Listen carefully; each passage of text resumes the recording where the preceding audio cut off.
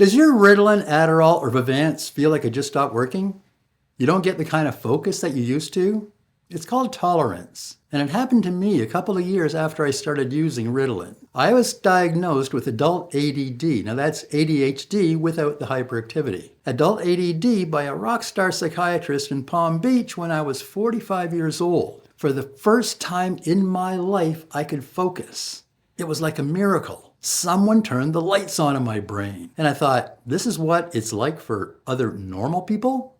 I sometimes wonder what my life and career would have been like if someone had helped me figure this out when I was much younger. But then again, if that happened, I likely wouldn't be here. A nootropics expert wouldn't exist. Anyway, Ritalin stopped working like it used to, and I panicked. I figured I finally found something that helped turn my life around, and it's not going to work anymore? I don't think so. Now remember, there were no books or websites on this back then. I spent hours on PubMed reading clinical studies to figure out how Ritalin worked and how I could get it working again the way it used to. That experience was the genesis of Nootropics Expert and this YouTube channel. In this video, I'll tell you what I learned and how I got Ritalin working again. Now this works for any prescription stimulant too. And if this resonates with you, then stick around because not only did I get Ritalin working again, but I was also able to reduce my dose from 30 milligrams to 20 milligrams twice a day. And I figured out how to prevent a stimulant crash you get late in the afternoon when the drug wears off. Sound good? Now before I start sharing my secrets with you, if you find this kind of information helpful, please hit the subscribe button and the like button and click the notification bell so that you know when I upload my next video. I also do consultations. If you think you'd like some help figuring out the best nootropic stack for whatever it is that you're dealing with, spend an hour with me. I'll work with you to get you to feel better. Now, here's what I learned about stopping stimulant tolerance and preventing crashes late in the day. Ready? Let's do this.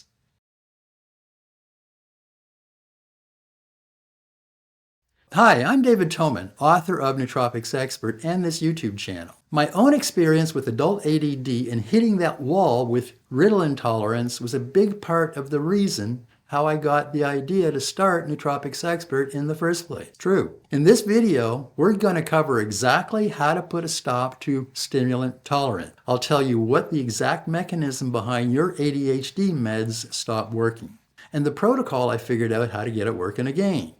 Now this helps with brain cell membrane repair, reviving dopamine production and dopamine receptors and brain cell signaling, so that whatever med that you're using, it will start working the way it's supposed to. You'll keep your brain healthy too, and you won't crash late in the afternoon when the med wears off. So why should you listen to me about ADHD brain repair? Well, here's why. To fix tolerance, first we need to understand how a stimulant like Ritalin or Adderall works. After reading a lot of clinical studies, I figured out that Ritalin or methylphenidate was a dopamine reuptake inhibitor. Now, I'm not a doctor. I haven't even played one on TV. I'm just a marketing guy. So I didn't really understand everything that I was reading. But what on earth is a dopamine reuptake inhibitor anyway? But I saw the word dopamine. And it dawned on me that maybe I didn't have enough dopamine in my brain.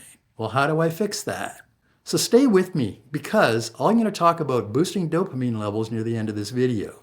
Another thing that I found out is that while you're forcing your brain to use dopamine, the receptors that dopamine binds to eventually wear out, or they become desensitized, especially dopamine D2 receptors.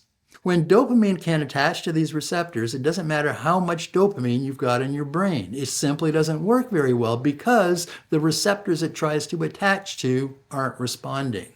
So I figured out that not enough dopamine and broken receptors was another reason that Ritalin wasn't working like it used to. And I grew tolerant to Ritalin. Now the good news is that all this stuff is fixable. So stay with me to the end, because later in this video I'll tell you how to fix dopamine receptors that have been damaged from using Adderall or Ritalin every day. But before we get into that, I learned that there were some other things happening that needed to be fixed too. So let's slow down for a minute, because I need to paint a picture here to explain why this is a big deal. You've got billions and billions of brain cells, and every one of those brain cells is surrounded by a membrane. And this membrane is made up of two layers. And those two layers are made up mostly of DHA, phosphatidylserine, and phosphatidylcholine. If you're deficient in any one of these phospholipids, that cell membrane starts to lose its permeability.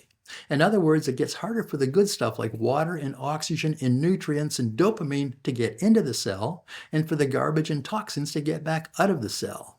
Now, this applies, by the way, to everybody's brain, not just us with ADHD or ADD. If you don't take care of those cell membranes, then brain cell signaling doesn't work very well. And how this manifests in everyday life, short-term and working memory suffer. You can't think on your feet. Your reaction time slows down. You're rereading sentences because you didn't get it the first time. Verbal fluidity suffers. You can't remember where you left your keys or the remote or your glasses. Now stay with me because I'm going to tell you how to keep these cell membranes healthy and permeable. First, we use DHA, which is an omega-3, but you cannot do this with fish oil. And most omega-3s don't work either because they have more EPA than DHA. And even then, the dose is too low. You need a DHA supplement. They do exist. You need 1,000 milligrams of DHA every day to keep those cell membranes healthy and permeable. Phosphatidylserine. Next is phosphatidylserine, or PS, which is a phospholipid that works with DHA to keep these cell membranes healthy and permeable. This combo allows nutrients to get into the cell and the garbage and toxins to get back out. By supplementing with phosphatidylserine and DHA, you're helping with brain cell signaling machinery in your brain.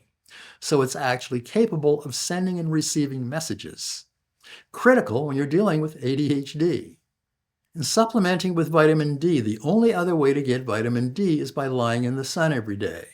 So most of us are deficient in vitamin D, and this is a problem because it's needed for serotonin synthesis, release, and function. It regulates executive function and social behavior, and it's involved in the synthesis of GABA, glutamate, glutamine, and dopamine in your brain.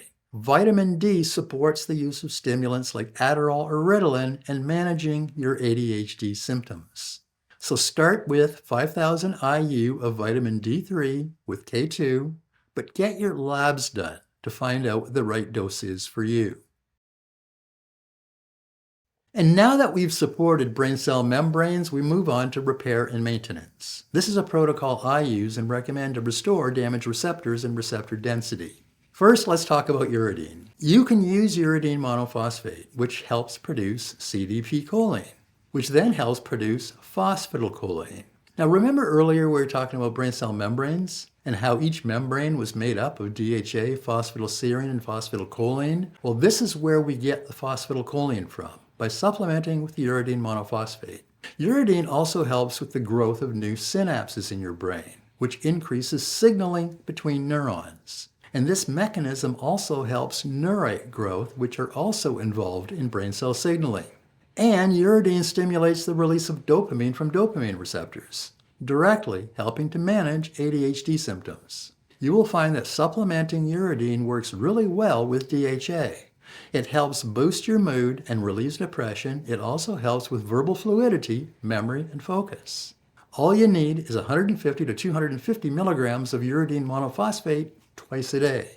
But you may need to experiment with the dose because too much uridine can leave you feeling emotionally dull or overly focused. Next is N-Acetyl L-Cysteine, or NAC. Stimulants can cause glutamate toxicity, where excess glutamate overexcites neurons and damages them. NAC is also a precursor to the synthesis of glutathione, your body's master antioxidant, which supports your immune system and protects your brain from glutamate toxicity. And NAC is the only supplement that I know of that helps restore dysfunctional dopamine receptors, the same receptors that can be damaged by using Adderall or Ritalin. The recommended dose for NAC is 500 milligrams 3 times a day. Now, repairing receptors is the long-term fix, but what about the daily stimulant crash?